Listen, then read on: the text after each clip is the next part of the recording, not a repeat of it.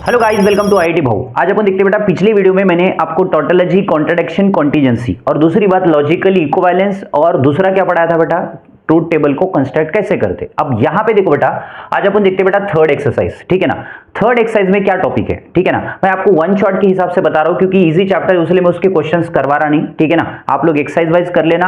अगर कोई क्वेश्चन में प्रॉब्लम आती है तो मुझे कमेंट कर देना, वो क्वेश्चन आपको सॉल्व करके बताता हूं, ठीक है ना। इजी चैप्टर है, उसलिए मैं उसके पूरे क्वेश्चन करके टाइम वेस्ट नहीं कर रहा हूं, आपको बस कॉन्सेप्ट क्लियर कर रहा हूं और कॉन्सेप्ट के साथ साथ आपको जो इंपॉर्टेंट क्वेश्चन है वो भी बताऊंगा। मैंने आपको पहले ही बताया था, मेरे डिस्क्रिप्शन में चले जाना, आपको वहां पे उसके नोट्स मिलेंगे, मतलब पूरे के पूरे सॉल्यूशन सॉल्व करके मिलेंगे आपको। और उसके साथ साथ आपको चैप्टर होने के बाद आपको कुछ क्वेश्चंस मिलेंगे इंपॉर्टेंट वाले, जो मैंने पहले आपको वीडियो में बताया था कि भाई मोस्ट इंपॉर्टेंट वाले क्वेश्चन ही हम आपको देंगे। और दूसरी बात ये आती है क्योंकि जो चैप्टर टफ लग रहे हैं उसके पूरे के पूरे मैं क्वेश्चन आपको सॉल्व करके दूंगा, बट अभी जो इजी चैप्टर है उसके लिए मैं आपको टाइम वेस्ट नहीं करना चाहता हूं, ठीक है ना।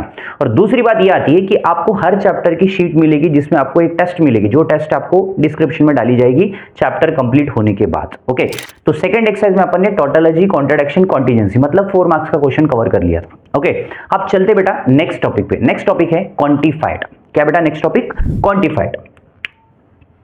दूसरा टॉपिक है बेटा अपने पास क्वांटिफाइड। क्वांटिफाइड होता क्या है सबसे पहले देख लो, एकदम सिंपल है बेटा।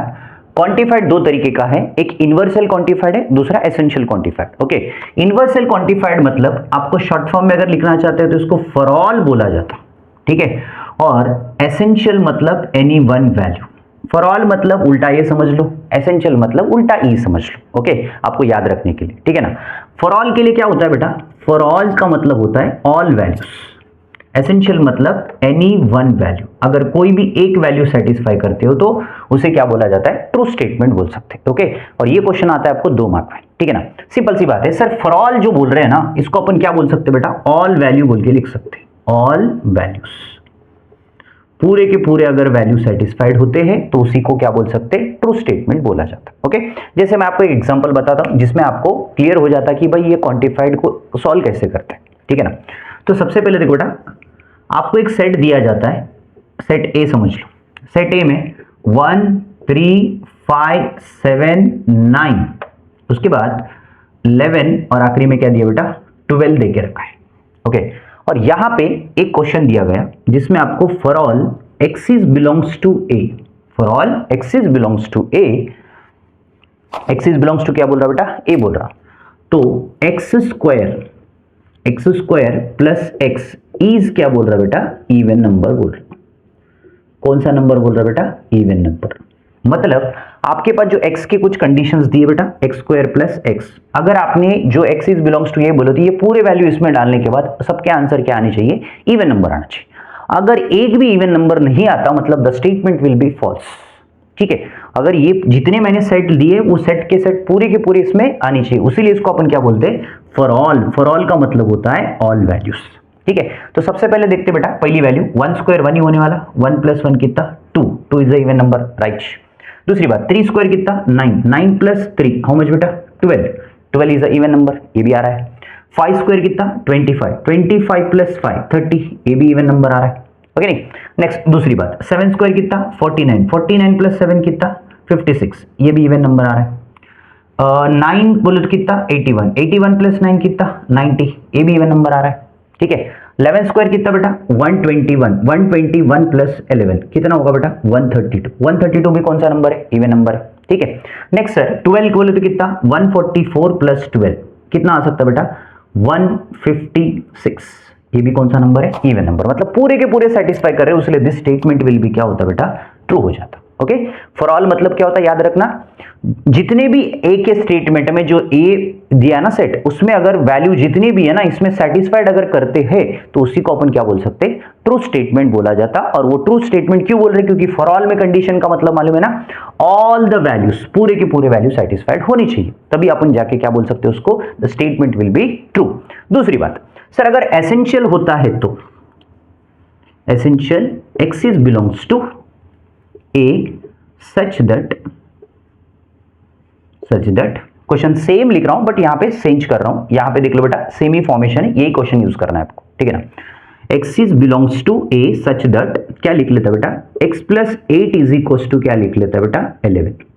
मतलब अब यहां पे देख लो बेटा, इन सब में से कोई भी वैल्यू अगर आप x पे डालते हो तो उसका आंसर क्या आना चाहिए, 11 आना चाहिए। कोई भी एक आए तो भी उस स्टेटमेंट को अपन क्या बोलते हैं, ट्रू बोलते हैं। देख लो बेटा 1 तो नहीं आएगा, 3 नहीं आएगा, मेरे ख्याल से 3 आ सकता है शायद, 1 तो नहीं आएगा। 1 डालूंगा तो कितना आ रहा, 9 आ रहा। 9 is not equal to 11, possible नहीं। दूसरा देखो बेटा 3 प्लस 8 इज इक्वल कितना, 11। 11 इज इक्वल क्या आ रहा, 11। चलो एक सेटिस्फाई हो रहा, उसलिए डायरेक्टली अपन क्या लिख लेते, ट्रू स्टेटमेंट। इसी को बोला जाता है क्वांटिफाइड। क्वांटिफाइड एकदम सिंपल है। Quantified we have two types, एक है यूनिवर्सल क्वांटिफाइड और एक है एसेंशियल। ये 2 मार्क के क्वेश्चन में आता है बेटा बहुत बार, ठीक है ना, याद रख लेना। जिसमें आपको एसेंशियल का मतलब होता है एनी वन वैल्यू, कोई भी एक वैल्यू अगर सेटिस्फाई होता है तो the statement will be true. और फॉर ऑल मतलब ऑल वैल्यूज, पूरे के पूरे वैल्यू अगर सेटिस्फाइड होते हैं तो उसी को अपन क्या बोल सकते हैं, ट्रू स्टेटमेंट बोल सकते हैं, ठीक है। नेक्स्ट टॉपिक है बेटा ड्यूअलिटी। ये भी 2 मार्क का या 1 मार्क का क्वेश्चन है बेटा।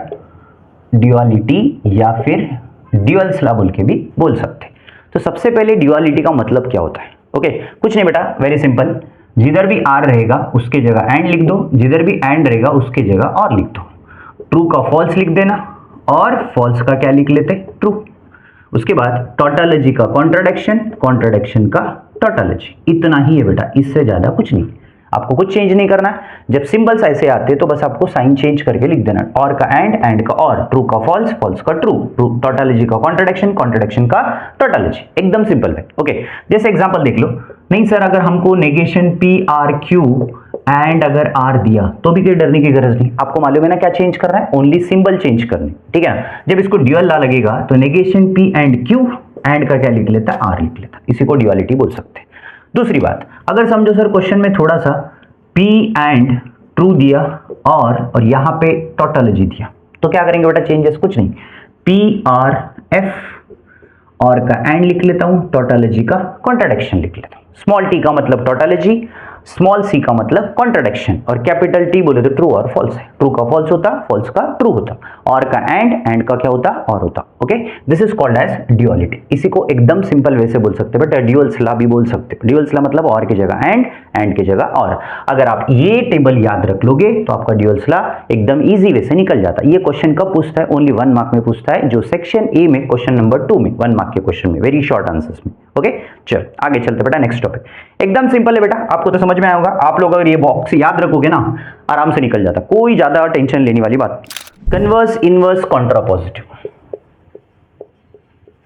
Converse, inverse and contrapositive.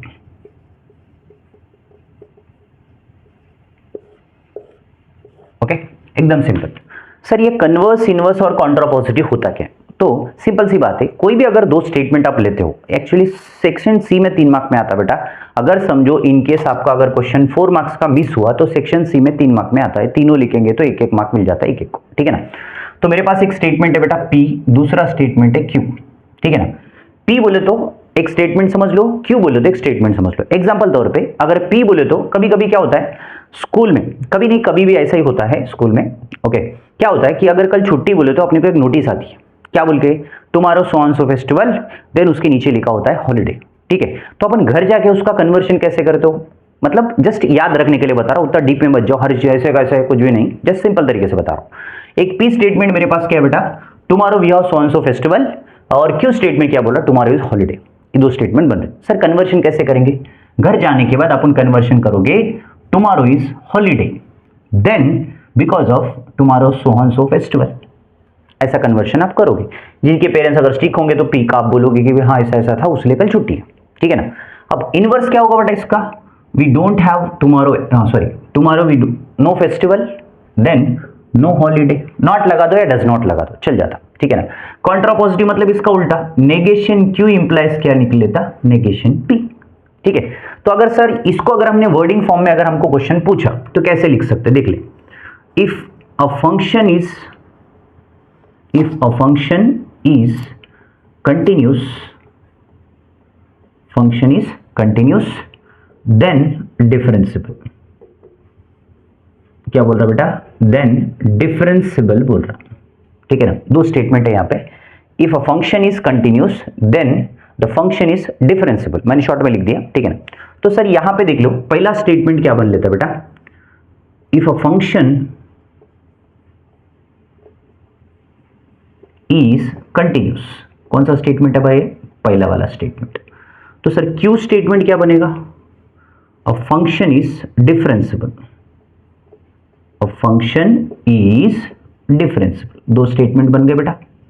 अब इन दो स्टेटमेंट को आपको यहां पे लिखना है, ठीक है। पहला स्टेटमेंट क्या लिखता है बेटा? क्यू इंप्लाइज पी बोलो तो आपको पता लग रहा होगा। A function is differentiable then a function is continuous. समझ में आ रहा है बेटा? क्या लिख लेता हूं? पहले किसको लिख लेता? क्यू को लिख लेता, ठीक है। क्यू बोले तो a function is differentiable then a function is continuous. Okay, दूसरी बात, इनवर्स मतलब क्या होता? नेगेशन लग जाता। जैसे कि देख लो, a function is not continuous, does not भी लिख सकते, नॉट भी लिख सकते, बिकॉज ऑफ नेगेशन लग रहा है।